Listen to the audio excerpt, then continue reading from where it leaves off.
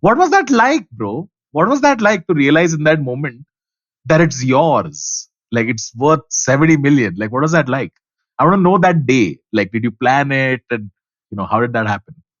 Yeah, I mean, Metacoin is going to kill me for this. So the thing is, simple fact is, our relationship was very simple, right? He's the guy with the money, and I'm the devil on his shoulder, pointing him in. Oh, let's do this. Let's do this. That was my job, basically.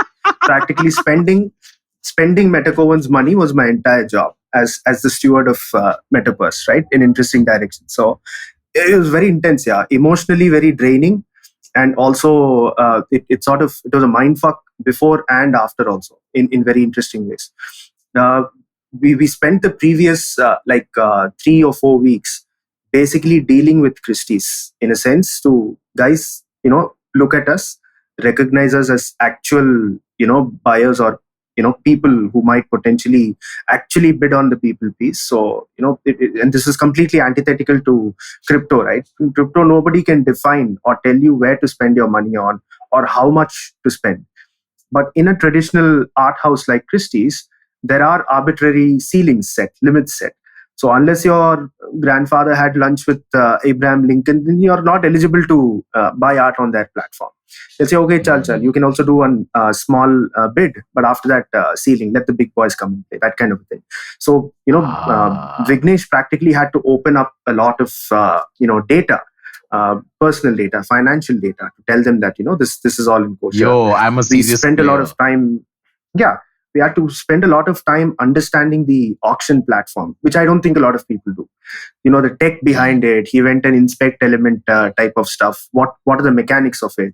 What are the points of potential failure? Because, when a lot of people come into that website, something's going to happen, weird stuff is going to happen. How do we deal with that, and so on? On the day itself, any real bidder will tell you that they come in only in the last 5 minutes. So any serious guy who wants to buy art does not go on the first day. You go in the last 5 minutes if you're serious about doing it, and finish the job and come back. And we sort of beat the competition, who we found out was Justin's son much later on. Justin's son, that was hilarious. Yeah, that was hilarious, right? It was almost poetic in that sense. Just imagine there's this alternative what if kind of a story. If the piece had gone out to Justin, how the NFT space, the crypto was a big part of being able to buy this, just the this subversive need to be like, yeah, we didn't have lunch with Abraham Lincoln, but we still won this. Not really, it was much more innocent than that, because we had no idea that it would go up to 69 million, right? There was no benchmark as such.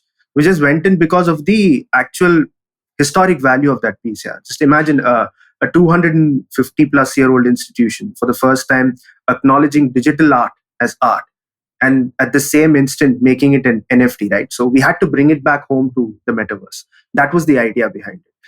What would happen later on, we had no clue. We had absolutely no idea what the repercussions would be, but the idea was to bring it back home to the metaverse where it belonged. That's all. The rest of the narrative sort of flowed naturally because of the weird and hyper intense reaction that we got after that.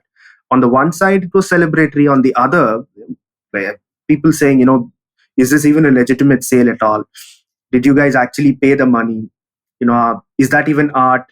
All of that stuff. That wouldn't happen if someone else, if a white guy had bought the Beeple piece. Let's be honest about it, right? So we had to deal with those reactions also, and it sort of went into a bit of self-introspection. So how do we feel about this? How do we talk about this, and so on and so forth? Yeah. Bro, amazing. This has blown my mind. This is amazing. What a great story.